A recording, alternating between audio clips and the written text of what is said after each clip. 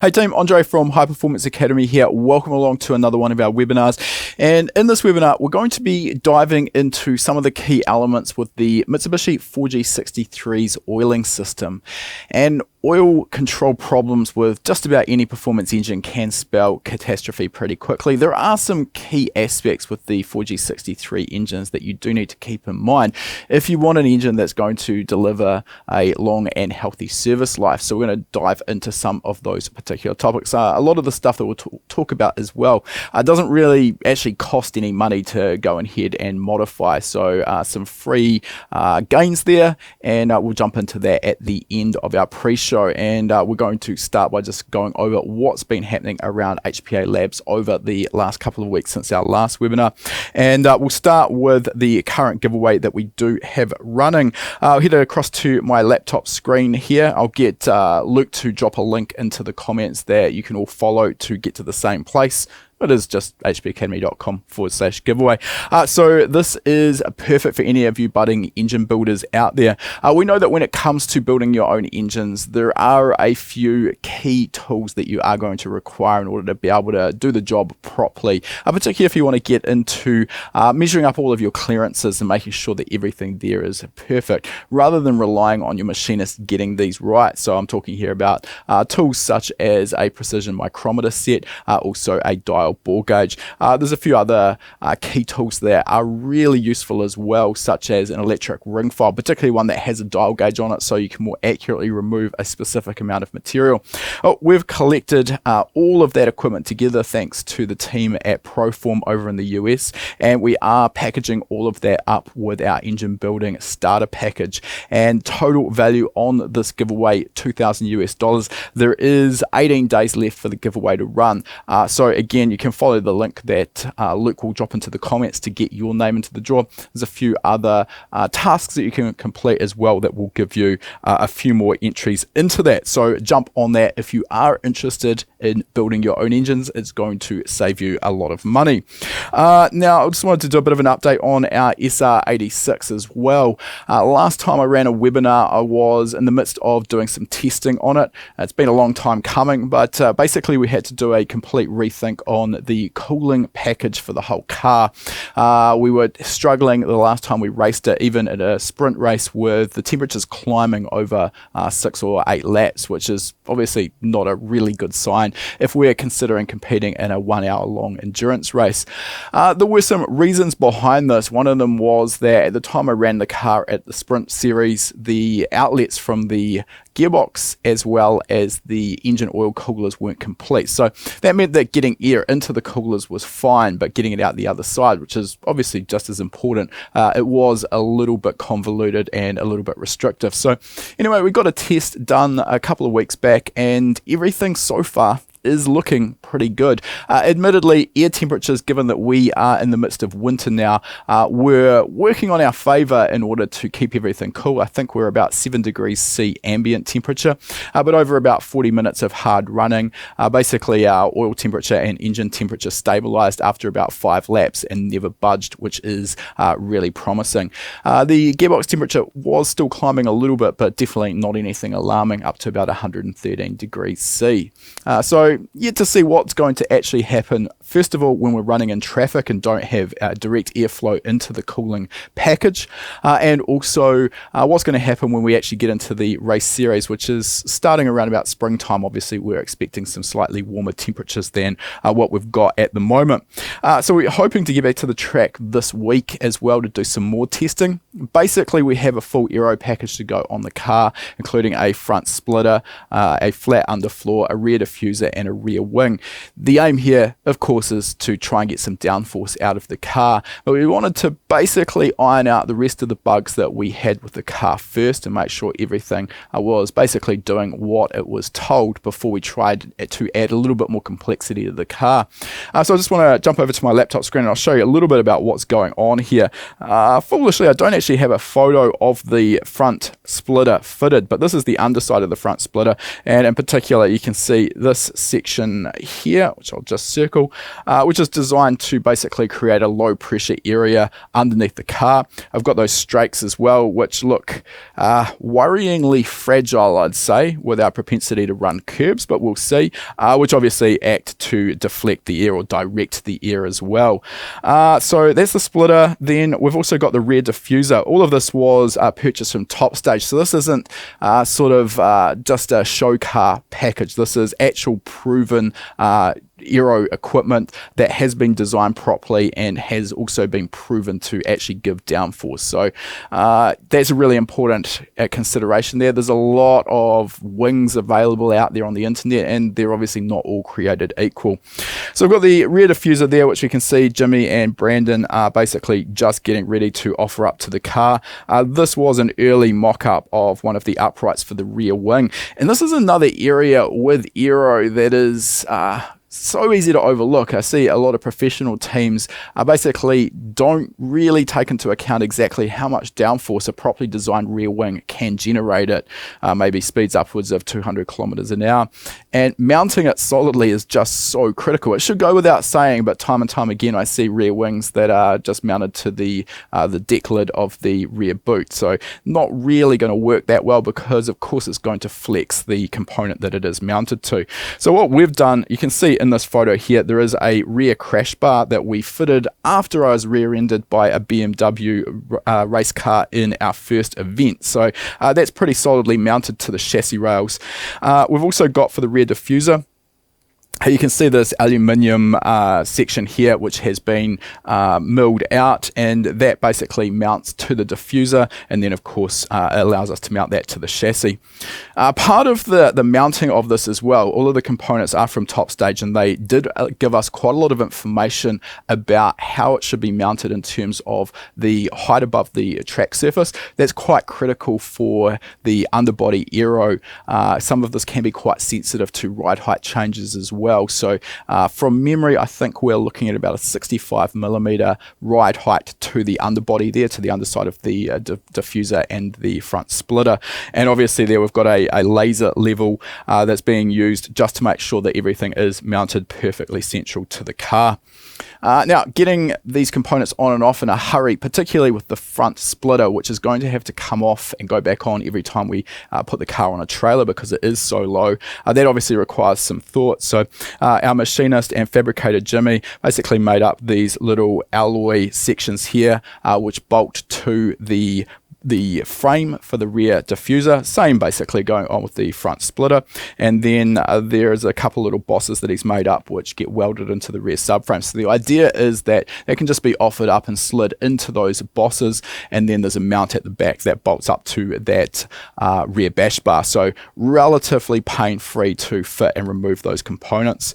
Rear wing here should again go without saying, but getting this mounted at the right angle is quite critical, and again Top Stage were able to give us some information around how that should be done, what angles we should be looking for. Understandably as well, there is quite a bit of an adjustability built into the wing here. So this is important because one of the problems that we do see with any aero packages trying to get the car balanced. It's very easy to put a big rear wing on the car and create a lot of downforce at the rear, but what that does, if we can't balance that with a similar amount of downforce at the front end, is going to create a car that suffers from tragic high-speed understeer, because essentially it's transferring the center of pressure for the aerodynamics, transfers weight more onto the rear wheels than the front. So just having some adjustability for us to be able to tweak that aero balance is going to be quite critical. Also, just in the process of designing up some end plates, which at the moment are just in a paper template, but those will be routed out of carbon once we've got that all complete as well. So at this stage, everything's sort of looking pretty good. Also, the other aspect with mounting that rear wing, you can see we've got a X brace there that Jimmy's designed up just to give some strength to that from side to side, lateral strength, which otherwise it was going to be able to move around a little bit. So we're pretty confident that everything's nice and solid there. And hopefully, if we are lucky, we're going to be able to get to the track later this week and put it through its paces and see how it works out. So of course, we'll keep you updated on how everything pans out. I think that it's safe to say that we've got a long road ahead of us, but we are definitely in a much better position for the start of our endurance season than we were last year, when those who will have followed us through that journey know that we tried to complete a engine swap in about 4.5 weeks. Didn't go that well, unfortunately, so better luck this year. Right, we'll just head back over to my notes for a second. The other thing I wanted to just talk you through as well, if I can find it, I just wanted to talk you through the Instagram that I put up a couple of days ago, which is of a clutchless dog box that is used for drag racing. So these are quite special. I really quite like the technology that's involved and the thinking that went into these. So for a conventional dog engagement gearbox, which is pretty common in most forms of motorsport, the gear shift is very, very fast, and basically we need some kind of torque interruption to allow the dogs to disengage on the lower gear when we're shifting up, so that the dogs can disengage and we can slide the selector across. So basically, this is a two-piece selector here, which I've got in the middle. And what we can see here is that the dogs, which I'll just circle here, on one side they have a back cut, so that locks in on the drive side of the gear that they're engaged in. And conventionally they'd have a back cut on the overrun side as well, which is important. That allows us to keep the gear engaged when we shift down. And here what we've got is a two-piece selector instead of one piece. And what happens is we've got a ramp on the other side of the dog. And we'll just jump across to another photo here which shows that in a little bit more detail. So that's the selector ring. We've got the dog here, and on the drive side, which is this side, we've got that back cut, probably a better angle of it there. So that engages in the matching dog on the gear. So that's how the gear is selected. On the other side though, we've got this ramp. And the idea here is that that ramp, when it hits the opposite dog, will actually kick that selector out. So let's go back to the photo of the whole thing and we'll see what happens. So what we'd actually do is let's talk about this gear since this one is engaged here. So let's just say, for argument's sake, that we're in third gear. So the driver actually moves these dog rings, which are normally located in the center here, moves the lever, which then engages this particular dog ring, and that dog engages with third gear. Now, when the driver gets to the shift point, instead of needing an ignition card or a lift on the throttle or some interruption of torque to allow the dogs to disengage, we don't need that with this type of gearbox. Instead, what happens is the driver uses the lever, and this dog ring here is then moved and engaged into fourth gear.